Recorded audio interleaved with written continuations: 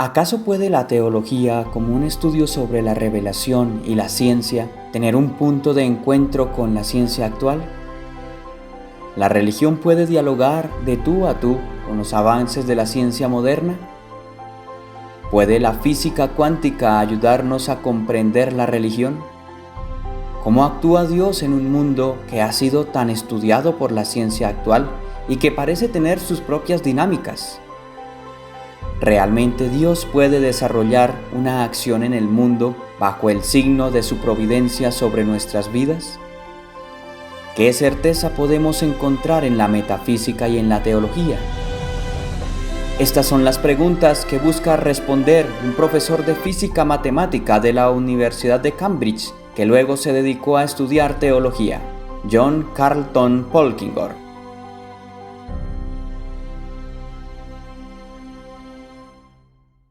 Abordaremos en este video algunos elementos del pensamiento de este gran científico y teólogo, y además vamos a acercarnos un poco a una apuesta interesante por un diálogo interdisciplinar entre ciencia y teología.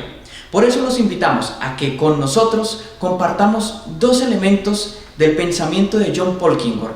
En primer lugar, el diálogo que puede existir entre la ciencia y la teología. Y en segundo lugar, la forma particular como Dios hace presencia en el mundo. Bienvenidos.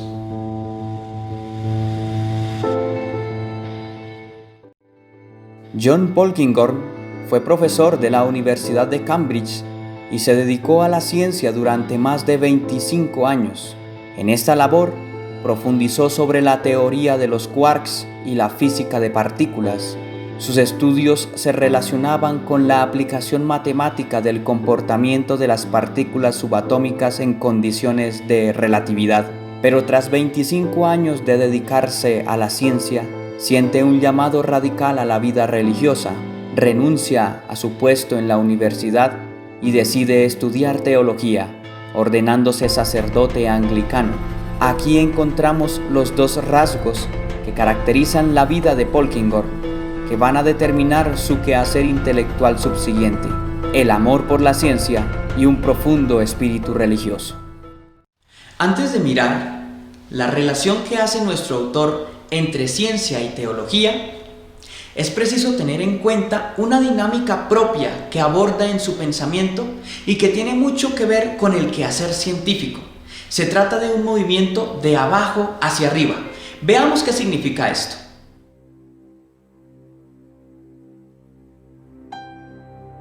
Para hallar un punto de encuentro entre la ciencia y la fe, hablando de la realidad material y la espiritual, Polkinghorne ve la realidad como un científico, partiendo su estudio de las evidencias físicas, contemplando lo material, hablando de la realidad teológica y de la existencia de Dios, parte por sus huellas empíricamente demostrables en el mundo, para que de esta forma pueda dar razón de su acción de una forma más fundamentada. El pensador de abajo arriba no podrá evitar preguntarse por las pruebas en las que poder basar las convicciones que señalan el reconocimiento de Dios como creador divino. Si Dios es el creador del mundo, sería de esperar que hubiera signos de que en realidad así es. Teniendo en cuenta lo anterior, podemos afirmar con nuestro autor que la ciencia es mucho más de lo que nos han enseñado, de lo que hemos escuchado. De hecho, para Polkinghorne hay un sentido más profundo de lo que es el quehacer científico. Veamos. La imagen que mucha gente tiene en su mente acerca de cómo procede la ciencia es excesivamente simple. Esta engañosa caricatura describe los descubrimientos científicos como el producto de confrontar predicciones teóricas claras e indefectibles como los resultados de experimentos inequívocos y determinantes. La perfecta correspondencia entre ambos vendría entonces a establecer una verdad científica incuestionable, pero de hecho, una vez más, la realidad es más compleja e interesante que todo eso. La actitud que toma nuestro autor con referencia a la ciencia, en donde remarca ese carácter no acabado de sus afirmaciones, en donde es necesario ir redescubriendo sus afirmaciones, es denominada realismo crítico. Esta categoría es importante porque nos permite profundizar y conocer mejor las afirmaciones y los descubrimientos que este pensador tiene con referencia a la teología y con referencia a la ciencia. Veamos. La ciencia está siempre abierta al descubrimiento. Debe evaluarse a sí misma, a sus quehaceres y a sus procedimientos. En últimas, los enunciados científicos no están acabados, son dinámicos y están constantemente abiertos a la sorpresa, al asombro, al nuevo descubrimiento. Un ejemplo de esto fue el descubrimiento de la física actual, en la cual salieron a la luz una serie de comportamientos de la materia que desafiaron fuertemente los enunciados de la física clásica. Se descubrió que cuando se pasa del mundo de los sucesos cotidianos a los fenómenos que ocurren en la escala del tamaño de los átomos, o incluso menor, el mundo nítido y definido que describe la teoría newtoniana se disuelve en el nebuloso e irregular comportamiento característico de la teoría cuántica. ¿Cómo podemos aplicar entonces estas afirmaciones al diálogo entre ciencia y teología? Pues bien, en primer lugar, tanto la ciencia como la teología son apuestas importantes de la humanidad por explicar la realidad. Esto hace que sea necesario un diálogo entre ellas. En segundo lugar, ni la ciencia ni la teología son sistemas cerrados y anquilosados, sino que están abiertos a nuevas perspectivas y a diálogos entre sí. Ni la teología se cierra al diálogo, ni la ciencia se cierra al misterio. Y en tercer lugar, tanto el pensamiento científico como la perspectiva teológica pueden hacer partir sus reflexiones desde la evidencia de lo real. Un punto de conexión importante entre la ciencia y la teología se encuentra en el realismo crítico que comparten las dos disciplinas. La teología hace partir su reflexión de los hechos reales que el hombre tiene con respecto a Dios. La experiencia religiosa es un hecho empíricamente comprobable, pero es un hecho que lleva a la revisión de las afirmaciones a las cuales se ha llegado.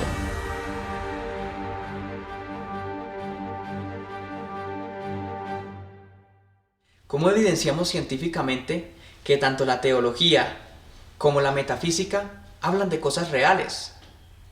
Para Paul Kinghorn es necesaria la existencia de Dios en el universo. Nosotros nos damos cuenta que la materia existe y buscamos la causa de esta materia. Sin embargo, esto no nos puede remitir a la nada, porque la nada no existe y de la no existencia no puede surgir la existencia. De manera que para Paul Kinghorn es necesaria la existencia de un ser que subsiste por sí mismo. La necesidad de la existencia de Dios fundamentaría la existencia de las cosas y respondería a la pregunta de Leibniz: ¿por qué existe algo y no más bien nada? En últimas, la materia no explica su propio ser. Por ello, es necesaria la existencia de un ser subsistente que dé existencia a la materia. ¿Cómo se conecta esto con la ciencia? Para realizar sus descubrimientos y llegar a sus conclusiones, la ciencia no parte de la nada, sino de la evidencia de que el mundo realmente existe, lo cual se explica de forma muy básica con el fundamento absoluto autosuficiente que nos puede remitir a la necesidad de la existencia de Dios, aunque haya algunas formas de pensamiento que afirmen el fundamento de la existencia del mundo a partir de la misma realidad física.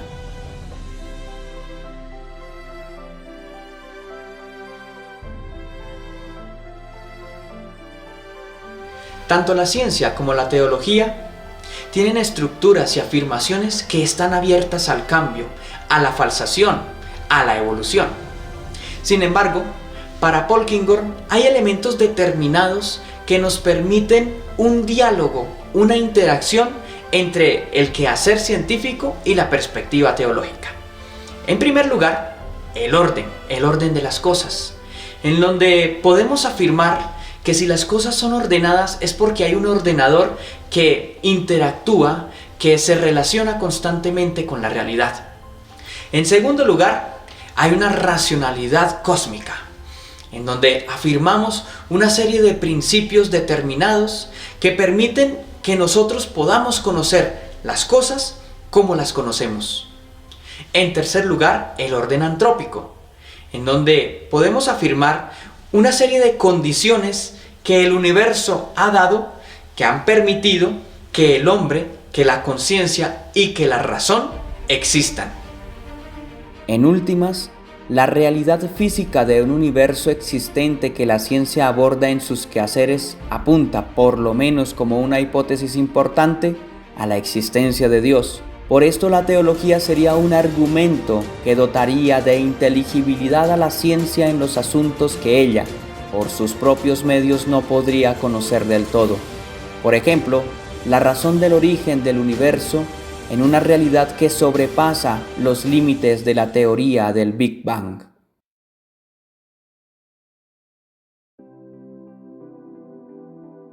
En la escritura bíblica podemos ver cómo Dios constantemente está actuando en el mundo, interviene en las realidades histórico-físicas en favor del hombre, a pesar de su desobediencia y de su infidelidad. Si el mundo estuviera totalmente ensamblado como una máquina, cualquier alteración en el sistema significaría un profundo descontrol del orden preestablecido.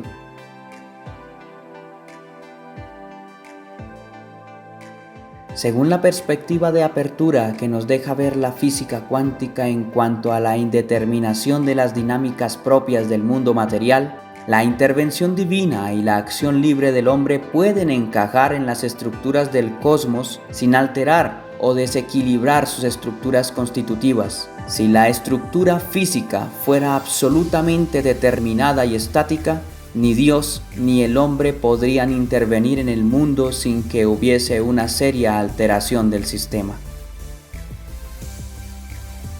La información activa podría entenderse como el equivalente científico de la actuación inmanente del espíritu en el interior de la creación.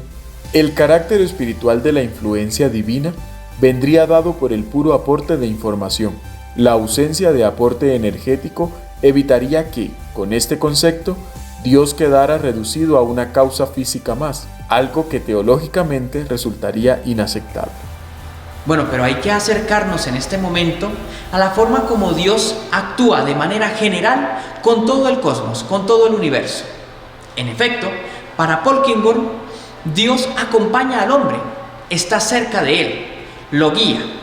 No es el Dios totalmente alejado de su creación, pero tampoco es el Dios que se identifica absolutamente con la naturaleza en una especie de panteísmo. Es el Dios que ayuda, que acompaña, que está junto al hombre desde la perspectiva bíblica del pueblo de Israel, en donde lo invita a la salvación, lo lleva a la felicidad y lo levanta en los momentos difíciles. Ahora bien, cabe la siguiente pregunta: ¿cómo explicamos esta realidad de cara a las dinámicas que parecen ser autónomas en la naturaleza y en las dinámicas también del hombre con referencia al mal moral? Veamos. Esto lo podemos explicar a partir de un concepto que la teología ha reflexionado desde hace mucho y que es muy actual en las afirmaciones de los teólogos contemporáneos: la kenosis. En San Pablo, la kenosis es referida al hecho de que Dios se abaja para asumir la condición humana en la persona de Jesucristo, pero esta realidad kenótica se extiende a la interpretación de la forma como Dios actúa en el mundo, es decir, una kenosis creativa. La kenosis creativa afirma que Dios ha hecho todas las cosas de tal forma que pueden ser ellas mismas y hacerse ellas mismas. El mismo Polkinghorne afirma: El universo no es el teatro de marionetas de Dios, en el que inexorablemente se presenta un guión escrito de antemano, sino un escenario donde cabe la improvisación y en el que a la creación se le permite hacerse a sí misma, esto es, descubrir y realizar sus potencialidades por medio de la exportación aleatoria de posibilidades. Este hecho deja libre el campo de una teoría de la evolución, en donde el mundo tiene unas dinámicas propias que no riñen con la certeza del Dios creador, Seguimos creyendo en Dios omnipotente, pero que voluntariamente ha permitido que la naturaleza y el hombre mismo actúen de acuerdo a sus capacidades y a sus dinámicas propias por amor a la misma creación.